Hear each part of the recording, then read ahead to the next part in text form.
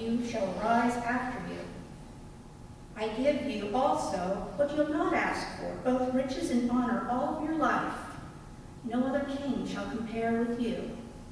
If you will walk in my ways, keeping my statutes and my commandments, as your father David walked, then I will lengthen your life.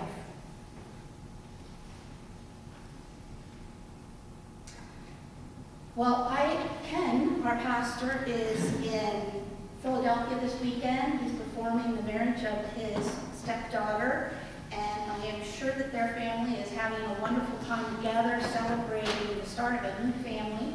So he asked me if I would do the sermon on this Sunday, and so, unlike what I usually do, I planned ahead. I prepared my sermon probably 2 weeks ago, and then things happened this past week, and I decided yesterday, nope, gotta do it all over. So we'll see where it all ends up.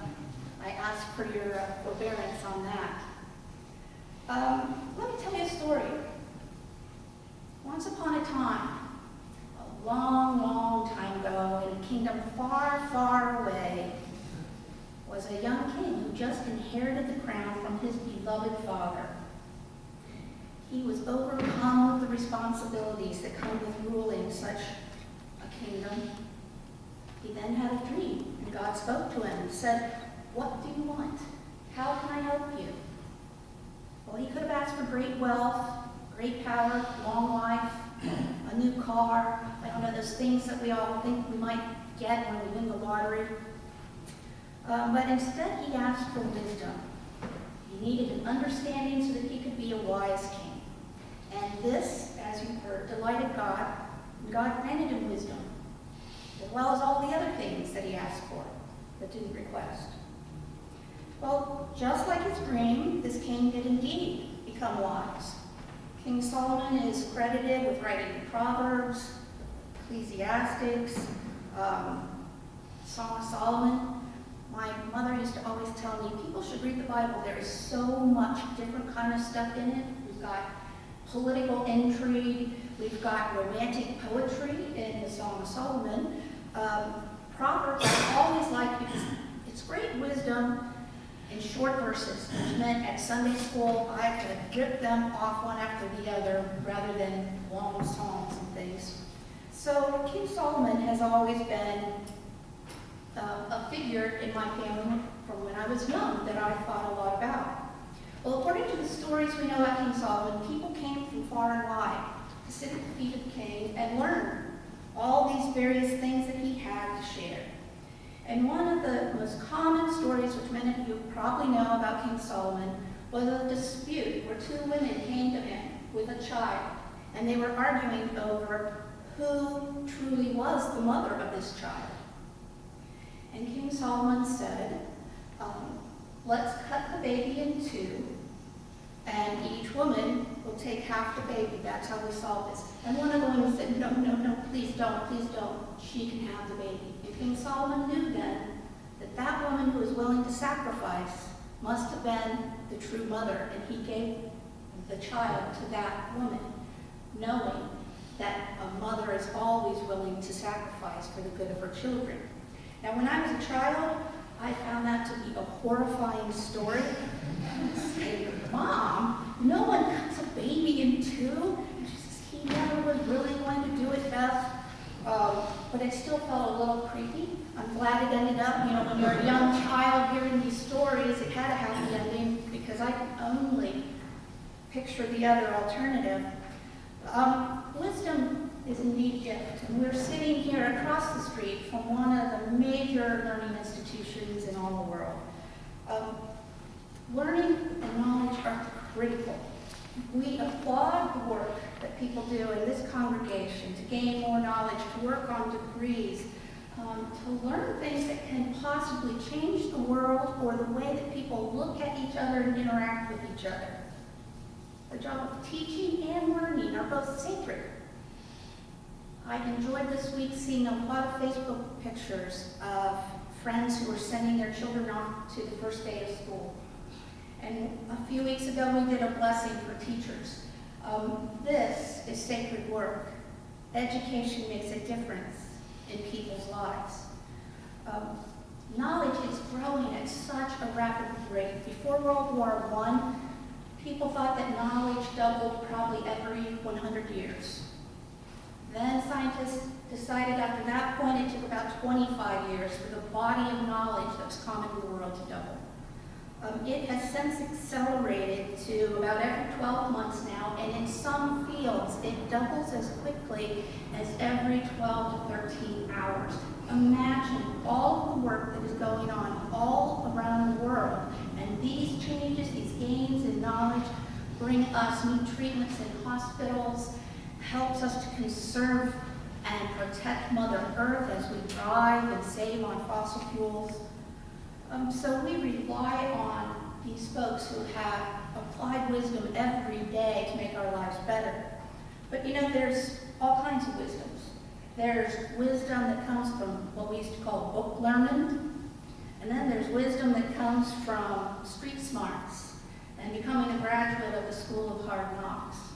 And there's wisdom to be learned from both types of learning and living. And this kind of knowledge is something we should always be reflecting on. We have to keep exploring, questioning, learning. That is a sign of wisdom, when you admit how much you don't know and how much there is. And learning changes over time. I obviously have a different understanding of the splitting the baby story now than I did when I was 7 years old, hearing it for the first time. Our understanding of God may change as we age. It may go like this and around in circles. That is wisdom. But let me tell you another story. Once upon a time, a long, long time ago, in a kingdom far, far away, lived a young king. He received his father's blessing to assume the crown over an older brother who truly had a more rightful claim to the crown, because this young prince agreed to avenge with death the enemies of some of his father. So when the father died, this king went out and brutally slaughtered a number of people. And it also helped strengthen his own base of power. Well, this king taxed his people heavily. He had some of the greatest riches that had been amassed, and he built lavish temples. He built temples to many different gods, and indeed worshipped many different gods. He had 700 wives, 300 concubines. Because of the heavy taxes and the sins of this young king, his son, who would soon assume the crown, would see that the kingdom would split and would never again be reunited. That story is also about King Solomon. It's not fake news. It shows that characters are complex.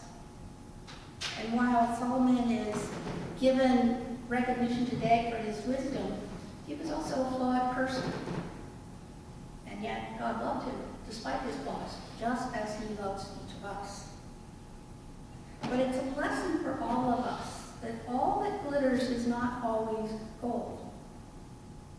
Solomon's apparent wisdom was dimmed by selfishness, corruption from taking care of his friends over others, and amassing endless riches.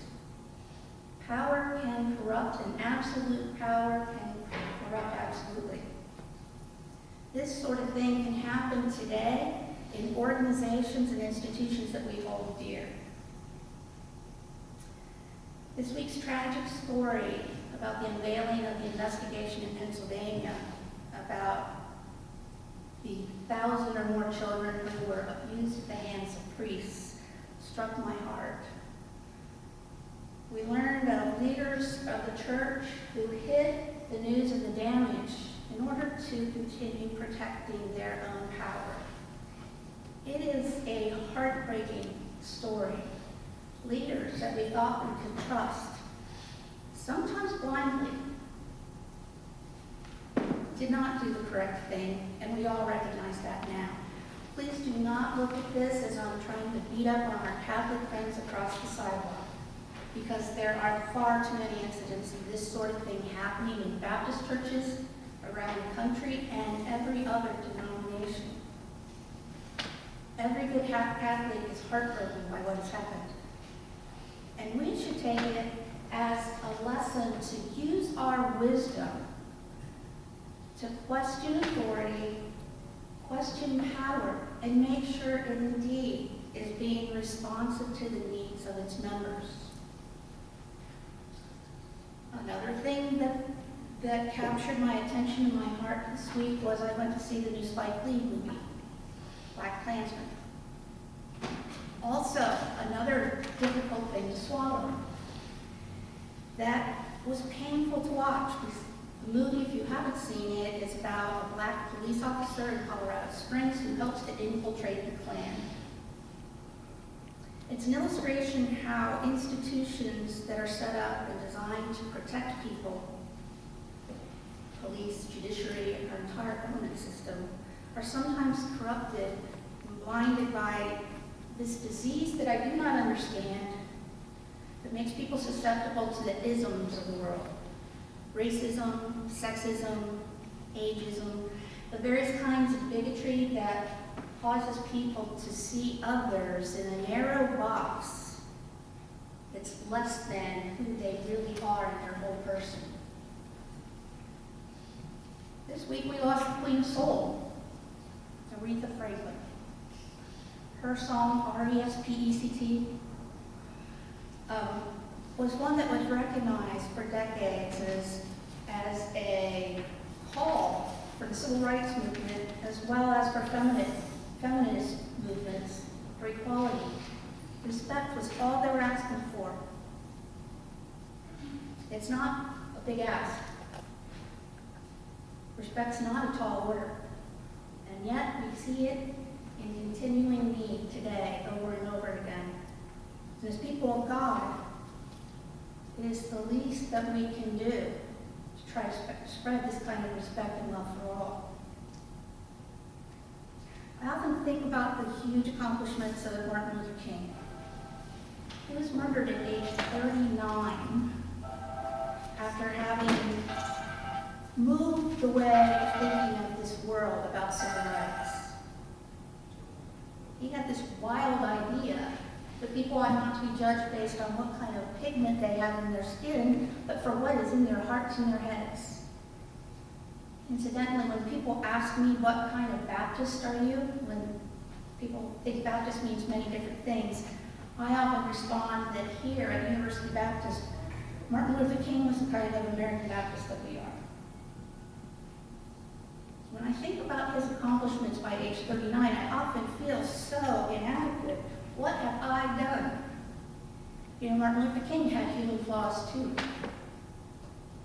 And he didn't accomplish all these feats on his own. There were hundreds of people involved in the civil rights movement, developing strategy and making sure that thousands of others could make their claim to be treated as equals.